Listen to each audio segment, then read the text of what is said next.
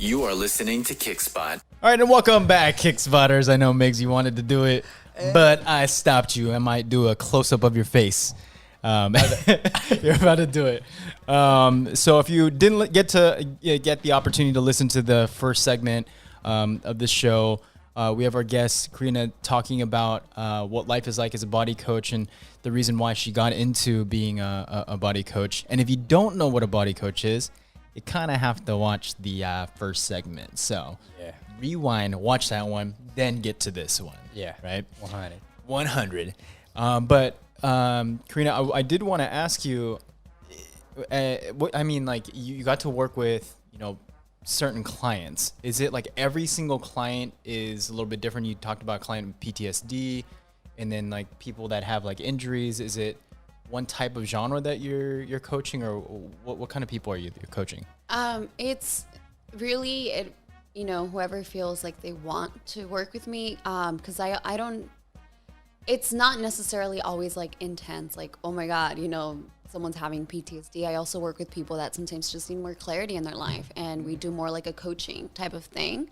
And then, cause a lot of times we're very, in a sense, sometimes disconnected to our body, that it's not always available, So I really just work mainly with people that are wanting to have or develop more of a relationship with their mind and their body, generally. And so it depends where the person is, how far we go into. Typically people leave having a relationship more with their body, even being able to make more room for their emotions. Like I've worked with people that they write a whole month after our session, continuing to implement the practices and the tools, and they continue to experience that expansion in their life and their ability to just feel more like secure. And security doesn't always mean, a lot of times I think that we fantasize, or we have this idea that security is perfection and like bliss, but security is being able to meet yourself where you are in your emotions. Ooh, and that's beautiful. That's beautiful. And that's basically my goal, is like to support people that we have this security, that it doesn't matter how you're feeling, it doesn't matter where you are, you're always going to feel secure in yourself. Like even right now, if you're in emotional like chaos happening inside of you, Yeah, that's me. You feel my energy? There's like emotional chaos happening inside. Like the fact that you are open to having that connection with yourself and that relationship and that like acceptance, that's a security, because you're not like, oh my God, trying to deny it, which is what we're taught to do, right? And there's no security in that. The anger will just come out of nowhere. You'll just start, shouting at someone else, and they're confused and you're confused. So I basically I work with anyone that's ready to integrate that experience of the mind, the body, and the spirit. Yeah, and usually like, okay, let's say that I need something like mental. I would go to a counselor, psychiatrist. Like a body coach isn't something that I would think about, because I'm not really aware of what that is, initially. Right. So I don't know of like that segment, or if I need like a peace of mind, I might do like yoga or Bikram or something related to that. Right. So how did you find your clients? Like, how did they reach out to you? How did they know about it? Like, it's just kind of interesting, because it's not something that would come to mind. Yeah. So most of my clients, because most are word of mouth, like based on someone else that has experienced it, or also like people that come across my Instagram. That's where most of my work has been.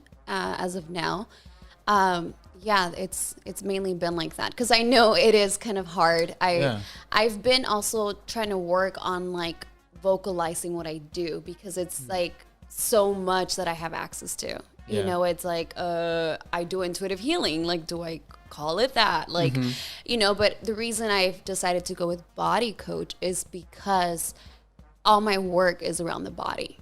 Like my main principle is the body, and we cannot ignore it, which we have. I actually studied psychology in college, and I was considering going down that route of a therapist, but I don't remember if it was my junior year. I actually double majored in psychology and sociology, but my junior year, I was like, I want to see a therapist to see what it feels like to be sitting in front of someone and communicating. Oh, that's smart. And I did. And I felt like there was so much she did not know. I'm like, I could come here and lie to her. And she has no idea. Like, what if I'm a person that needs Interesting. more support and I'm just like in denial of Yeah, my yeah, yeah, experience? And I'm like, she doesn't know what's happening in my head. But she thinks she knows. She thinks she knows. But she doesn't know. She doesn't. So something for me didn't feel complete there. I did finish double majoring in psychology and sociology. And before I graduated from college, I started going more into spiritual work. But yeah, you're right. A lot of people do usually go to a therapist and psychologist. One thing I learned not long ago was that there is a university in Santa Monica. They focus on spiritual psychology. They have like a program. And I learned, I don't know if it was through them or awareness of them, that psychology, when it originated, was the study of the spirit. But over time, as we became more westernized, or like as things started becoming more split, it became more of just the mind. So it wasn't integrating the entire being, which is what's important for me. But I'm saying this to bring to our awareness that psychology, though the mind and the spirit, the body and the spirit have been missing, there are a lot of other practices that have been including that. Like there's somatic work, which a lot of therapists include that. There's also, there's like tapping, some therapists include. There's also another one, I can't remember what it's called right now, but there are intentions within the psychological department to bring more of that. Not all psychologists have that, awareness or can provide that side of the support. So you're right. A lot of people do typically go first to a psychologist or a therapist. I think it is important to access and navigate what kind of healing you want and need, and also to become informed, most of all, of what's available and out there. Because I think you informing yourself about the different types of healing that is available is where your power is, because then you get to choose. So my question is, for you personally and for your own practice, for your personal practice, like as a coach for your line of work, you have certain pillars, correct? Like that you focus on. So if you could break it down for Jinu and I, what are those important like pillars? Like what do you really focus on? Do you have like 3 pillars, 5 pillars? Like what are those values that you present to your clients and you go, these are my 5 pillars. And then you fall in line in this, and then you do a needs assessment, and then you help treat whatever that is. What are those pillars for you? So my main 3 pillars is Cool.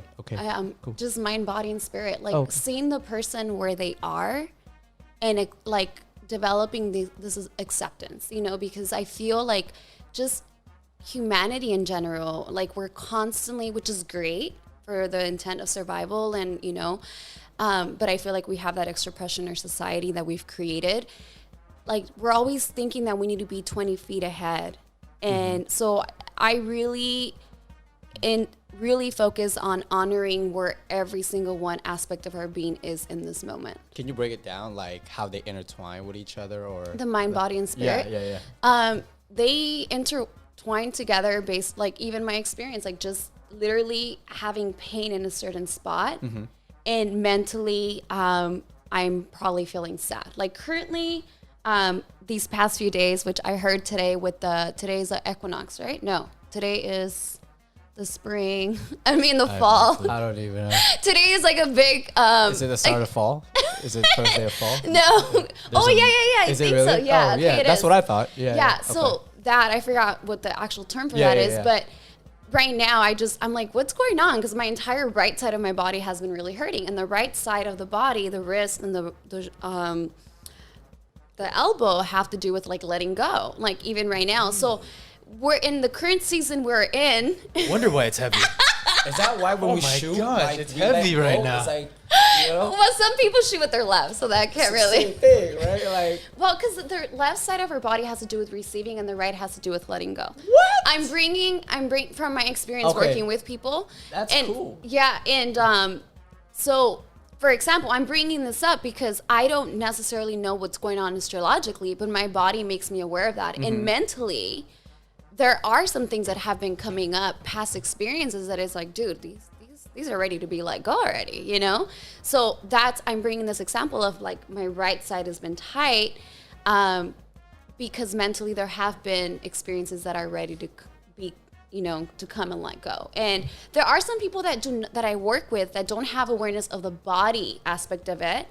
And I start working with them, and then I'll tell them like, hey, I'm feeling something here. This typically has to do with like your personal willpower. Like, have you been experiencing depression or whatever? And one of my clients once was like, I've been having depression. Like my mom's death has been coming up, you know? And like now that That's medium stuff. I'm just saying. now that oh, thank you, Yeah. Now that she has awareness of her body, when her depression is showing up mentally, she can support her body to like not get stuck there.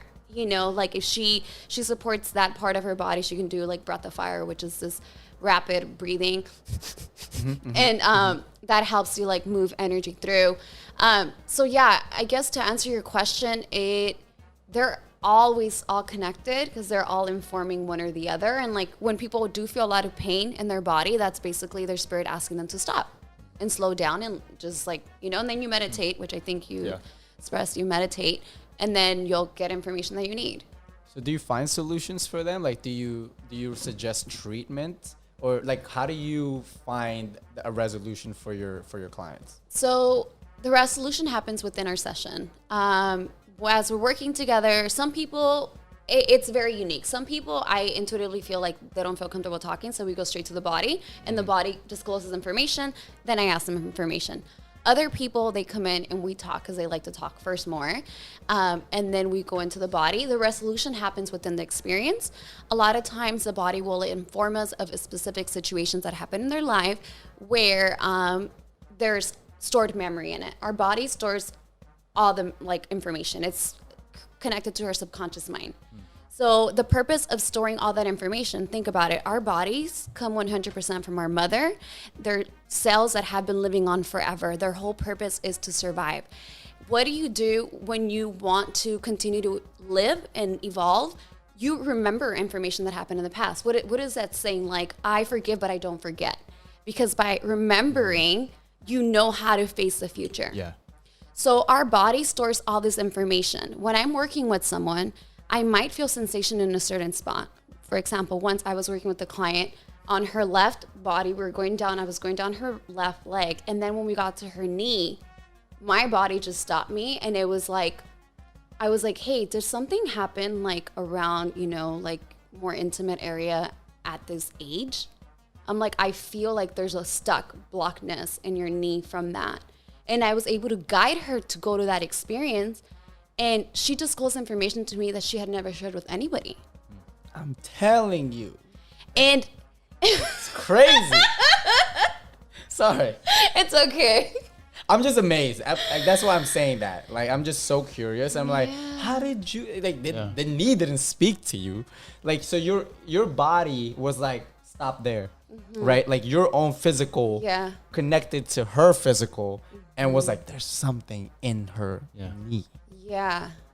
What? Yeah. And then so I brought it up, and once we address, you know, the more intimate area of her body, and we address that experience, she was like free. You know, like her knee didn't hurt anymore. So everyone, when I have these sessions, everyone experiences some sort of resolution because we address not only the physical body, but we also address the emotional. We also address the inner child, like inner child trauma from 5 years old. Like it's stored in your body, or even ancestral stuff. Like this past weekend, I was working on just ancestral stuff. And we're 100% our parents. Our cells come 100% from them. So they have all their stored information. You know, as much as sometimes people are like, I'm not my mom or I'm not my dad, you know, because we focus on the things we don't like about them or we don't want to be them. We are them. And through accepting that we are them and working with our bodies and the cells and reprogramming ourselves, then we're free from that and we get to create a new reality and a new destiny. Do you find that people that are spiritual or want to be spiritual, those are the ones that have more of a belief in like the spiritual realm, or like, for example, like, you know, I'm Christian, I believe in God, but then there's like people that tell me, well, there's no real proof. but it's a belief that I have, right? And so like I always say like, well, then think about every part of the body.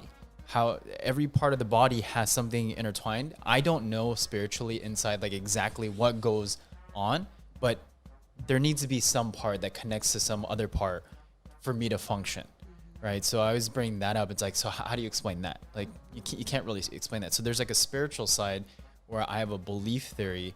And so do you find that like with some of your clients that they have some type of spiritual thought or spiritual mind already existing there, and that's why it's a lot easier for you to coach those types of people?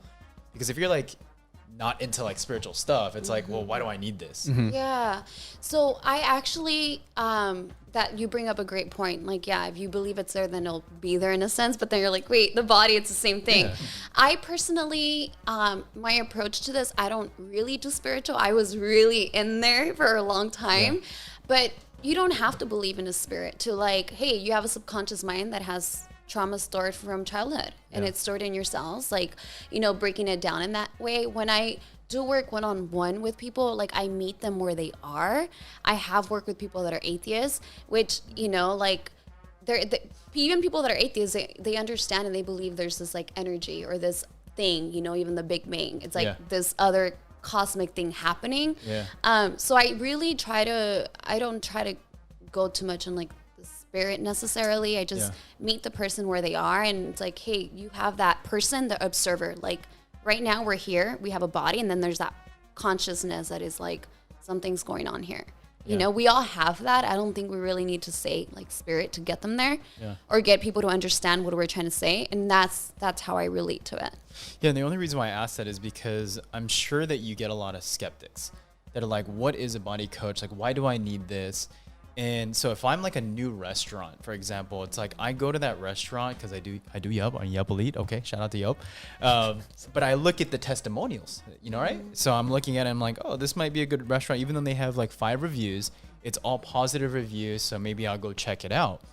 And so as far as for the clients that you have, I mean, there's going to be a lot of naysayers that say like, man, this shit doesn't work, right? So how do you combat that type of mentality? I don't really focus on like trying to convince people. I know that we come around to things when it's our time. Yeah. And when, you know, like if it's not for you now, then it's not for you. If it's for you in the future, then cool. If not, like I believe we receive what we're ready to receive and available to receive.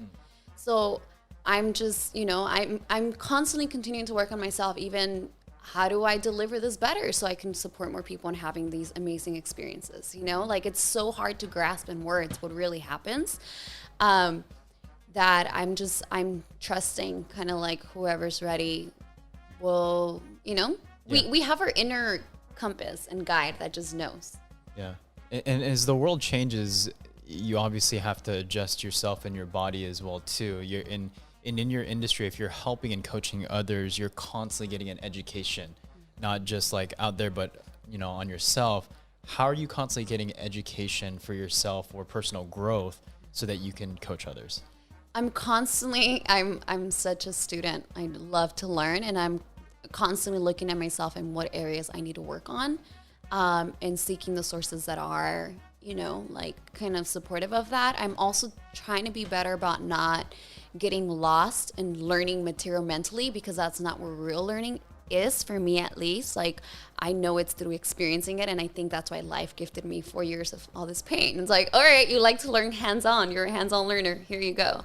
But yeah, I'm constantly looking at different areas of my life that need, you know, support and love. And I'm currently in an area working that I feel is going to help me be a better source and a better support to be able to guide more people. Because I strongly believe you can't really support other people until you support yourself, especially in this line of work. I need to continue to expand in my ability to hold myself and contain myself. And I've grown a lot, and there's still a lot of room left to grow. Like my relationship with my parents, my relationship with most people, like that are close to me is not as it was before. Like our parents, you know, going to your parents' house, sometimes it's just like trauma comes up and you're bound to like dodge someone or like, you know, that's where most of our Look at that face. exactly. Most people like will try to avoid being around, you know, and like my relationship with my mom has gotten so much better, like, you know, and my dad.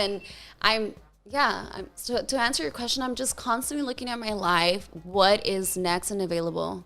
Yeah. And I guess for me, like, since you are a coach, and for any like entrepreneur and doing it on their own, like sometimes you have a team or you can't do it on your own, right? Like you have a support system.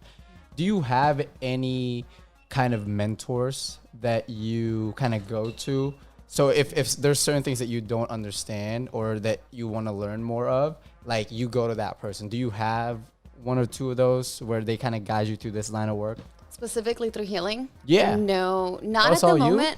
Not at the moment. I am a person that loves to learn. Like even in my life, like even with my friendships, that's something I'm reflecting a lot on. Like I think a lot of people learn to do that, to be like what's the word? Like, you know, I remember like being in high school and like self-soothing myself to sleep. Like, you know, quotes were my thing in high school where I went through a lot of like trauma. I've really taken on like, I think for a long time I was like, I have to do this by myself. Okay. And I would do it by myself. And then there started to be a sense of pride in like me figuring it out. I am getting better about asking for help. Like my friends and all of that. I was literally 2 weeks during COVID. Like I was stuck in my place and my PTSD got so bad and my agoraphobia, like I had to be laying down for 2 weeks and like I couldn't do any work. So I'm learning to ask for help. To answer your question, I don't have a specific mentor I go to, but I do have people that could meet me where I am. Okay, cool. Yeah. If I'm a new client and I'm just trying to figure out if I want to use your service, right? Because obviously, like I said, like there are going to be skeptics out there.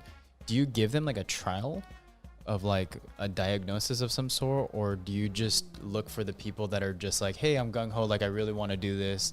Like what type of balance do you have in that? So I give a 30-minute consultation to get to know more about the person and see if we would be a good fit. Okay. So we got like 30 seconds. So can you give him a consultation really quick within What 30 the- seconds and see if he is you might Can want you feel like energy and stuff? you might want to check his knees. Trust me. You might want to check his knees. Or my ankles. They got some you know, bruises. like my ankle, you know. I haven't been playing much, you know. So if you were I to might give break like them. you know, as the audience is watching, like if you were to give like some type of diagnosis, like how would you give it for somebody, like a consultation? So What does that look like? I really refrain from doing any diagnosis necessarily because I'm not a medical practitioner. I am an intuitive healer. Yeah. The consultations is typically more to learn where the person is and get to know more about them, and then to learn where they are, and then how we would engage together to see if we're a good fit. Like, how deep do you go with questioning? It's like dating. It's like, are we a Is good that like fit? that? Exactly. Okay, we good fit. Okay. Yeah. We'll move on to the next day. But like, do you get personal with the questions, like, or is it mostly like just Yeah. whatever problem area, or like, how deep do you get to know your client? yeah. Like my client or during the consultation? I'm sorry, during the consultation. What is available typically is like, what are the areas in your life that are currently showing up, and asking about the body, like where are you feeling specific, you know, any sensations, really trying to understand like the whole, getting an overall view of the entire being, okay, you being. know, Yeah, there you not go. just That's like their perfect body, word. the entire being, Yeah, being. That's that a we good one. are. And then that's how we go from there. That's awesome. It only takes you 30 minutes to figure it out. Yeah, because I feel like that's like a whole Yeah, that's like like a month or something. Like Yeah. of getting to really know the person. Well, That's just yeah. like that's intense for a 30-second or a 30-minute like overview. Well, yeah, I mean, and that's where I think just having that 30-minute interaction, like the person, I think we as a society, we can do a better job to like, okay, this person feels good or they don't. Like, Yeah. not that I'm like saying this person feels good, but like for them, like, is this a good fit? And also like, can I support where they are? Yeah. You know, I think as you continue to work with each other, you do get to know more about them. Right. It's like a relationship. You go on a date with someone, it's like Yeah. you go on a 30-minute date with someone, you're like, okay, we're not a good fit. Like, and then That's really it. how he is, though. Unless they're aggressive. Yeah. And you're like, okay, food? Perfect. Yeah, so it's really that. Like, I think sometimes with engaging even 10 minutes with the person, you might know, like, okay, like this is yeah, we makes meet each sense, other, for sure. right? That makes sense. So what we're gonna do is we're gonna take a little break here, and in the next segment, I want Migs to pull up Karina's Instagram, Okay. and I want him to talk about certain posts that are on there because I am friends with you on Instagram, and there have been posts on there where I'm like, I wonder what she's talking about during these times, and it does have to do with the body as well too. So It's the first time I'm gonna pull it up. yeah, So, yeah, like, exactly. I don't know what pose you're Well, talking about. I want to talk more about that because it is interesting, but I don't really know the full spectrum of what you're really, really trying to imply, and I really want to know more about that. So when we come back, we'll talk about that. Alrighty. You are listening to Kickspot.